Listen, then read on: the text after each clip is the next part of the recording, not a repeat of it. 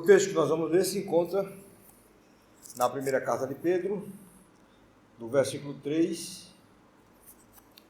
até o versículo 5, apenas 3 versículos. Diz assim: Bendito o Deus e Pai de nosso Senhor Jesus Cristo, que segundo a sua muita misericórdia nos regenerou para uma viva esperança, mediante a ressurreição de Jesus Cristo dentre os mortos, para uma herança incorruptível, sem mácula, imarcessível, reservada nos céus para vós outros, que sois guardados pelo poder de Deus mediante a fé, para a salvação preparada para revelar-se no último tempo. Vamos orar. Senhor nosso Deus, mais uma vez eu me coloco diante de Ti, Senhor. Senhor, Tu sabes que eu sempre, diante da Tua palavra, eu temo. Sempre, Senhor. Não há um momento em que eu vou expor a Tua palavra que eu não tenha temor. Que eu não venha a reconhecer que eu preciso da Tua graça, da Tua sabedoria, Senhor amado. É uma responsabilidade muito grande expor a Tua palavra, falar dela, Senhor. Tua palavra é muito profunda. Tua palavra, Senhor, é infalível, é inerrante, é autoritativa. A Tua palavra é suficiente para nós não precisamos de nada além da Tua palavra, Senhor, que é a revelação da Tua vontade. Deus amado, este é o momento de explicar a Tua palavra para a Tua igreja. Ó Deus amado, dá-nos a Tua graça e a Tua sabedoria para que não falemos de nós mesmos e apenas aquilo que Tu queres que seja falado a respeito da Tua palavra, Senhor, como ela deve ser explicada para o Teu povo. É isso que eu te peço, em nome de Jesus. Amém.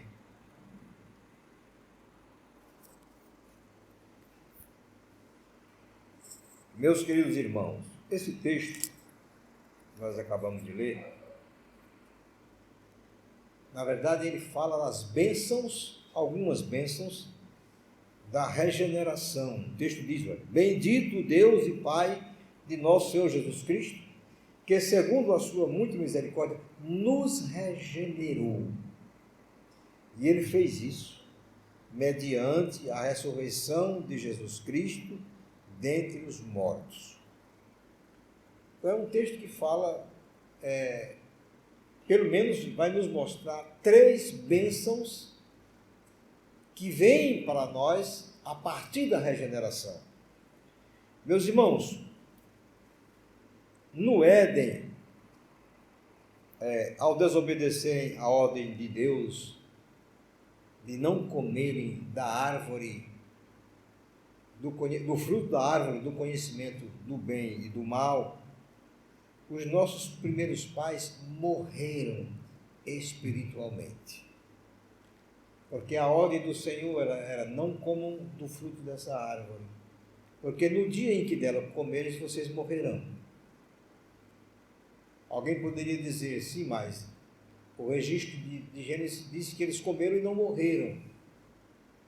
Não morreram fisicamente naquele dia, mas morreram espiritualmente e começaram a morrer fisicamente a partir dali. Sendo Adão representante de toda a raça humana, o seu pecado passou a toda a humanidade. E, consequentemente, meus irmãos, todos nós nascemos espiritualmente mortos. Todos nós. Quando nascemos, já nascemos mortos para Deus. Eu preciso, pelo menos, explicar de forma resumida o que é a regeneração. A regeneração, se eu fosse falar dela, ia gastar muito tempo. Mas, para o nosso propósito, eu preciso, pelo menos, falar um resumo. Resumidamente, a regeneração é o mesmo que o novo nascimento. Todos nós conhecemos, né? Quando Nicodemos chega diante de Jesus Cristo, E Jesus diz a Nicodemos que era preciso que ele nascesse de novo, para que ele pudesse entrar no reino dos céus. Então a regeneração, em resumo, é o mesmo que o novo nascimento. Ou seja, é a ação do Espírito Santo de vivificar o homem que estava morto espiritualmente, implantando em seu coração o reconhecimento e o arrependimento dos seus pecados, implantando no seu coração a fé salvadora, implantando no seu coração novos valores e novo princípio de vida. Em resumo, isto é a regeneração. Eu posso falar para vocês porque eu creio que todos que estão aqui presentes já foram regenerados pelo Senhor. Todos. Porque se um dia vocês conheceram Jesus, se um dia vocês o receberam como Senhor e Salvador, então no momento que isso aconteceu, só aconteceu porque o Espírito Santo os vivificou. Vocês que estavam mortos foram vivificados, regenerados pelo Espírito, para que pudessem crer no Senhor Jesus Cristo e assim pudessem ser salvos. Então, meus irmãos, o texto que nós lemos, ele nos diz que Deus, segundo a sua muita misericórdia, nos regenerou, e ele vai nos dizer 3 bênçãos dessa regeneração. A primeira, nos regenerou para uma viva esperança. É o que diz a parte B, do versículo 3. Para uma viva esperança. Que esperança? Que viva esperança é essa para a qual o Senhor nos regenerou? Primeiramente, esperança que iremos morar com Cristo. Meus irmãos, essa é uma esperança maravilhosa, não é não? De que iremos morar com Cristo. O apóstolo Paulo fala dela como uma bendita esperança. Lá em Filipenses, capítulo 3, versículo 20, o apóstolo diz assim: pois a nossa pátria está nos céus, de onde também aguardamos o Salvador, o Senhor Jesus Cristo. A nossa pátria não é aqui, é lá no céu. E a regeneração aviva em nós essa esperança de que nós vamos morar no céu. Uma esperança de que nós ressuscitaremos assim como Cristo ressuscitou. Da mesma forma como Cristo ressuscitou, nós também ressuscitaremos. Meus irmãos, que esperança maravilhosa! Isto faz com que, meus irmãos, a morte não seja algo que nós tenhamos que temer necessariamente. Capítulo 15 de 1 Coríntios é um capítulo clássico sobre a ressurreição de Jesus Cristo. E o apóstolo diz assim nos versículos de 16 a 20: porque se os mortos não ressuscitam, também Cristo não ressuscitou. E se Cristo não ressuscitou, é vã a vossa fé, e ainda permaneceis nos vossos pecados. E ainda mais, os que dormiram em Cristo, ou seja, os que morreram, pereceram. Se a nossa esperança em Cristo se limita apenas a esta vida, diz o apóstolo, somos os mais infelizes de todos os homens. Mas o apóstolo reafirma no versículo 20: mas de fato, Cristo ressuscitou dentre os mortos, sendo ele as primícias dos que dormem. O apóstolo está afirmando enfaticamente que Jesus é o primeiro de uma série. Ele é as primícias daqueles que dormiram. Então o apóstolo está afirmando que os que dormiram em Cristo ressuscitarão também. Porque ele diz que se a nossa esperança só está aqui na terra, nós seremos os homens mais infelizes do mundo. Uma viva esperança que na ressurreição, meus irmãos, nós receberemos um corpo glorioso igual ao do Senhor Jesus.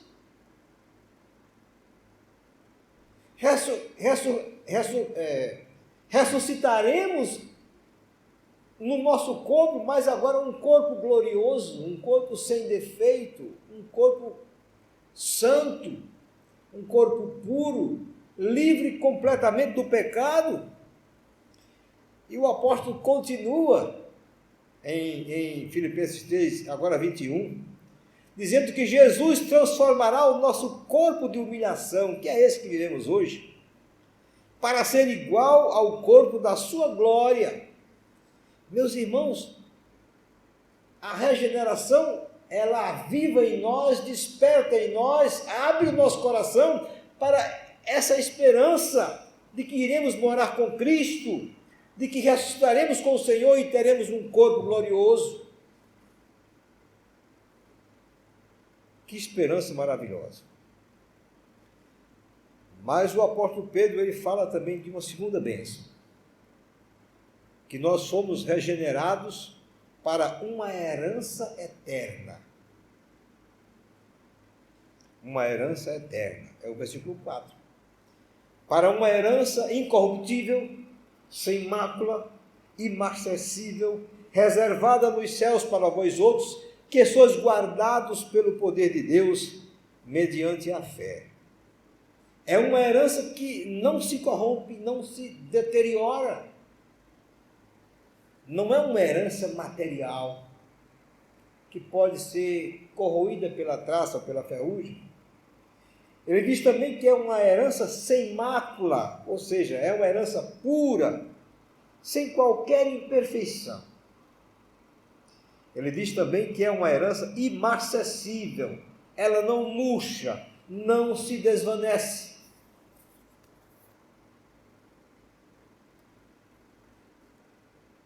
Fomos regenerados para uma herança que receberemos por direito de filho. Nós receberemos essa herança porque nós somos filhos e não apenas criaturas de Deus. A palavra nos garante isso. A palavra nos garante que todo aquele que crê em Jesus foi dado a ele o poder de se tornar filho de Deus. É isso que a palavra nos garante. Então, é uma herança que nós receberemos por direito de filho. O apóstolo Paulo diz em Romanos 8, 17, ora, se somos filhos, somos também herdeiros. Herdeiros de Deus e co-herdeiros com Cristo. Se com ele sofremos, também com ele seremos glorificados. A mesma herança que é de Jesus Cristo, o único filho legítimo do Pai, é nossa também. Porque diz o apóstolo que nós somos co-herdeiros, herdeiros juntamente com Jesus. Uma herança que está reservada nos céus. Que coisa maravilhosa! Essa herança, meus irmãos, ela não está aqui na terra. Como o texto disse, que nós lemos, está reservada nos céus para nós que somos guardados pelo poder de Deus mediante a fé. Não é uma herança terrena, não esperemos nada daqui, porque aqui não tem nada para nós. É uma herança que está nos céus. O livro de Hebreus diz o seguinte: pela fé, Abraão, quando chamado, obedeceu a fim de ir para um lugar que devia receber por herança, que era a terra de Canaã. E partiu sem saber aonde ia. Pela fé peregrinou na terra da promessa, como em terra alheia, habitando em tendas com Isaque e Jacó, herdeiros com ele da mesma promessa. Sabe por quê? Ele peregrinou na terra. O texto diz, porque aguardava a cidade que tem fundamentos, da qual Deus é o arquiteto e edificador. Mesmo sabendo que tinha uma herança terrena, Abraão via além. Ele olhava para o céu, ele olhava para a sua herança no céu. Não a terra de Canaã, mas aquela cidade onde ele iria morar, uma cidade que foi feita, preparada, construída pelo arquiteto e edificador, que é o Senhor.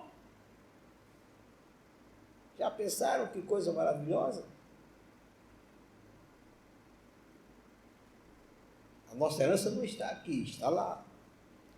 E a regeneração, ela traz isso à nossa mente, nos faz ver isto que nós não víamos. Uma herança que é garantida pelo Espírito Santo, que em nós habita.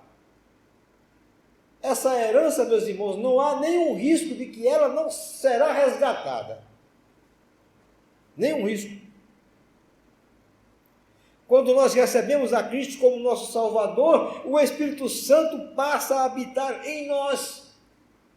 E a Bíblia diz que Ele é o penhor da nossa herança, Efésios 1,14, até ao resgate da sua propriedade em louvor da sua glória. Deus pega o próprio Espírito Santo, a terceira pessoa da Trindade, e põe dentro de nós para habitar conosco, para estar conosco o tempo todo. É o Deus em nós, e a presença do Espírito Santo em nós é a garantia, é o penhor de que essa herança ela será resgatada um dia. Não há risco dela não ser. E a terceira bênção da regeneração que o apóstolo fala é uma salvação exultante. Ele diz lá no versículo 5, a parte B do versículo 5, para a salvação preparada para revelar-se no último tempo. Nos regenerou para a salvação preparada para revelar-se no último tempo. O apóstolo está se referindo aqui, meus irmãos, à salvação em sua inteireza, a salvação completa que os crentes herdam quando deixam esta terra. Vejam que ele diz duas coisas. Ele diz que ela é preparada para o último dia. É o Senhor Jesus quem revelará no último dia a salvação em toda a sua plenitude. A salvação que Ele preparou para nós. Hoje nós temos a salvação, mas nós só estamos vendo um vislumbre dela. Nós não desfrutamos da salvação hoje na sua plenitude ainda. E ele diz que essa salvação também ela é garantida pelo poder de Deus. Vejam, nós somos guardados pelo poder de Deus mediante a fé para a salvação. Quem garante isto é o Senhor. É garantido pelo Senhor. Meus irmãos, vejam, nós já somos salvos. Todos os que creem em Jesus, aceitam o seu sacrifício e o recebem como Senhor e Salvador, são e estão salvos. Isto é um fato. Isto é um fato. Mas, infelizmente, o pecado ainda está em nós, não é verdade? O pecado está em nós ainda, meus irmãos. Ainda há tristeza na nossa vida. Ainda há dor. Ainda há luto.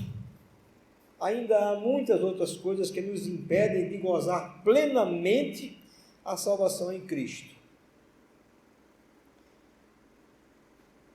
Podemos afirmar que a salvação que é preparada para revelar-se no último tempo que Pedro se refere, são todas as bênçãos preparadas por Jesus para nós, as quais só poderemos desfrutar de forma plena quando estivermos para sempre com o Senhor. Aqui na terra não é possível, mesmo, já é muito bom, já é uma alegria indizível, já é uma alegria imensa nós olharmos para nós mesmos e sabermos que somos salvos, que estamos salvos, que estávamos caminhando para o inferno, porque éramos pecadores. Sabemos isto já é uma coisa maravilhosa, né, meus irmãos? Mas nós ainda vamos desfrutar essa salvação de forma plena com o Senhor lá no céu. Meus irmãos, para terminar, algumas considerações finais. E eu quero fazer apenas 3 perguntas para que possamos refletir sobre elas. A primeira pergunta: em que nós depositamos a nossa esperança? Essa é a primeira pergunta. Reflitamos. Tudo o que esperamos está aqui na terra? Tem a ver com os nossos planos terrenos? É assim que acontece em nós. O apóstolo Paulo falou, nós já lemos o texto. Se a nossa esperança em Cristo, e eu estou falando de pessoas crentes, se a nossa esperança em Cristo se limita apenas a esta vida, somos os mais infelizes de todos os homens. Vejam, se a nossa esperança está aqui, viveremos em função das coisas daqui, não é, meus irmãos? Se a minha esperança está aqui na terra, eu vou viver em função das coisas que são aqui da terra. Seremos os mais infelizes de todos os homens, sabe por quê? Porque buscaremos de Cristo apenas aquilo que Cristo pode me dar. Eu estou em Cristo, mas busco dele aquilo que ele me pode dar, e não Cristo, a sua presença, a sua doce presença. Se a minha esperança está aqui na terra, então eu não vou buscar a doce presença de Cristo, né, meus irmãos? Eu vou buscar aquilo que ele pode dar. As minhas orações serão orações pedindo coisas, e não pedindo que a presença de Cristo inunde o meu coração cada vez mais, todo o tempo todo. Não vou pedir, porque a minha esperança está aqui. Eu estarei procurando as coisas daqui.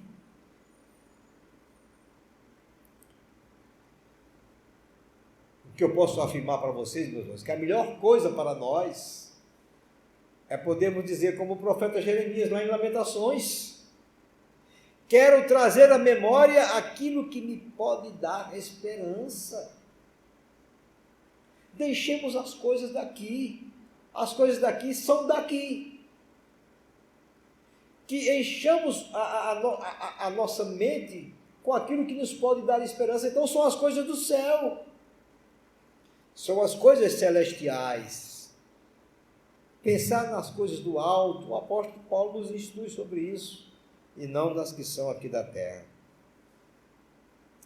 A segunda pergunta: onde está a nossa herança? Nós temos uma herança? Onde ela está? É a nossa aposentadoria? São os bens que nós adquirimos? São as coisas desta vida? Meus irmãos, consequentemente, se a nossa esperança está aqui na terra, a nossa herança está aqui também. Não é verdade? É. Porque se a minha esperança está aqui, então a minha herança também está aqui. Nosso objetivo e motivação será adquirir tesouros terrestres. Mas são tesouros, como disse o próprio Senhor Jesus. Os tesouros aqui da terra, eles estão sujeitos à traça e à ferrugem. O Senhor Jesus disse: onde a traça e ferrugem corroem. Se a nossa herança está aqui, certamente serão tesouros aqui da terra. Meus irmãos, vejam, eu não defendo que todos têm que ser pobres, não. Eu não defendo isso. Podem ser ricos, não tem problema nenhum.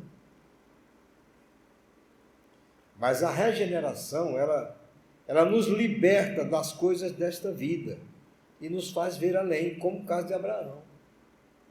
Abraão, Deus deu a ele como herança a terra de Canaã, mas Abraão via muito além. Ele via a cidade que está preparada lá. A regeneração em Cristo, meus irmãos, ela nos liberta dessa preocupação com as coisas desta vida. Claro que você pode ter bens materiais, não tem nenhum problema. É bom que os tenha. Deus dá a uns mais, dá a outros menos, como Ele quer, segundo o seu propósito, segundo o propósito que Ele tem para cada um de nós. É assim. Mas que se aprove a Deus nos dar bens materiais, que nós os tenhamos como se não os tivéssemos. Que eles sejam apenas bens materiais, que serão usados aqui na terra, e podemos usá-los até para ajudar o reino de Deus e outras pessoas também que precisam, mas de forma que o nosso coração não esteja neles. Porque a Bíblia diz, o Senhor Jesus diz que onde está o teu tesouro, aí está também o teu coração. Se o meu coração está naquilo que eu tenho, então, que é o meu tesouro, se eu deixei eu estou perdendo a oportunidade de guardar tesouros lá no céu. E a terceira pergunta que eu faço é a seguinte: estamos satisfeitos com esta vida? É uma vida boa? Está tudo muito bem. Está tão bem, pastor. Está acontecendo nada. Tenho trabalho, tenho emprego, tenho tudo. Deus tem me dado tudo, graças a Deus. Nem adoecer, eu não adoeço. Mas que coisa boa, meus irmãos. Isso é ótimo, isso é maravilhoso. Então você está satisfeito com essa vida?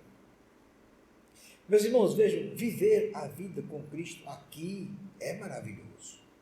Já é uma coisa que não temos nem palavras. Eu não sei como é que alguém consegue viver sem Cristo. Eu não sei.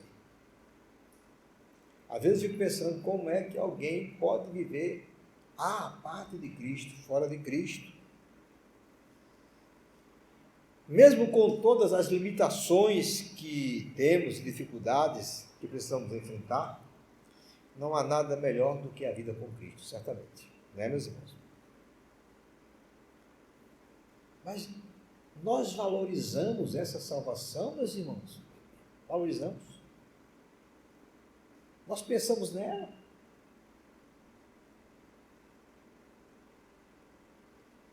O salmista Davi, no Salmo 51, que é o salmo que ele é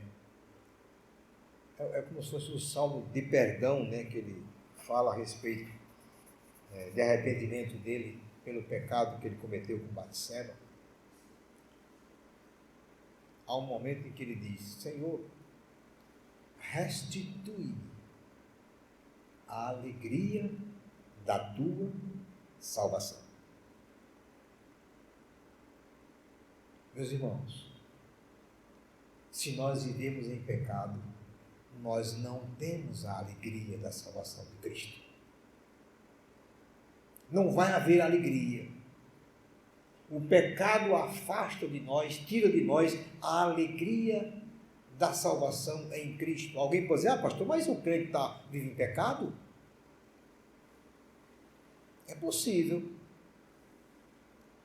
É possível que o crente se esqueça por um tempo do Senhor, enverede pelo caminho do pecado, de tal maneira que a sua mente fique cauterizada, insensível ao pecado, e ele perca completamente o prazer, o gozo, a alegria da salvação.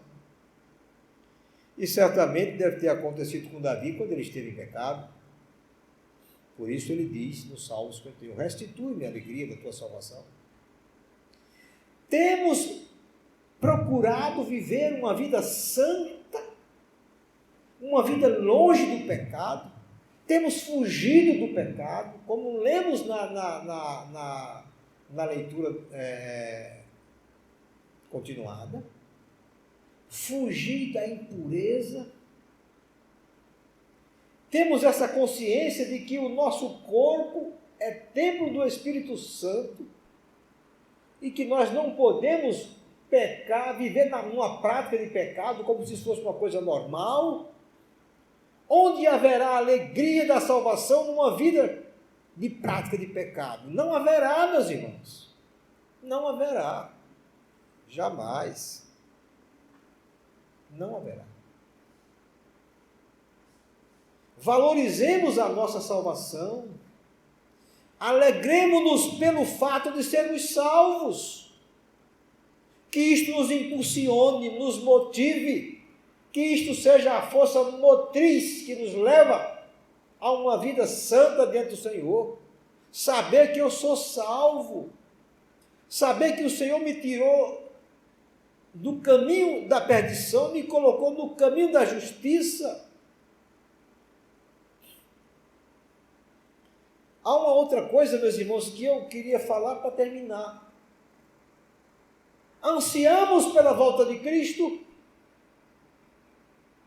Ora, nós vivemos a salvação hoje, estamos salvos, como eu falei, é um fato. Mas ainda há muitas coisas, não de forma plena, porque ainda há tristeza, dor, luto e tantas outras coisas mais. Nós ansiamos pela volta do Senhor quando a salvação plena será revelada a nós pelo Senhor. Desejamos isto. E uma das formas de fazermos isto é pregando o Evangelho. E como nós falamos no início hoje, né? Nós temos uma oportunidade de, através dos vídeos, através da mensagem que é pregada na igreja, nós compartilharmos, nós enviarmos mensagens para pessoas que não conhecem Jesus Cristo. Eu sei que é mais fácil enviar uma mensagem engraçada, né? É muito mais fácil. Muito mais fácil.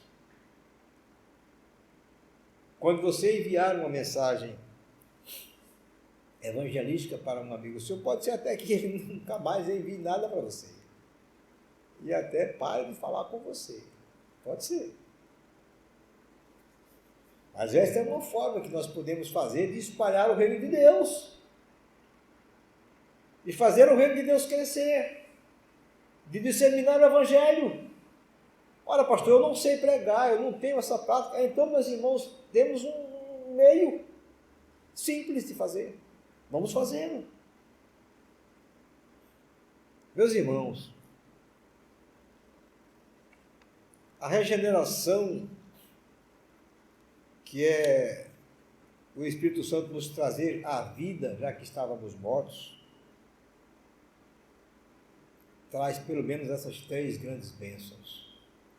Uma viva esperança, uma herança eterna e uma salvação exultante. Traz isso à nossa mente, nos faz ver estas coisas.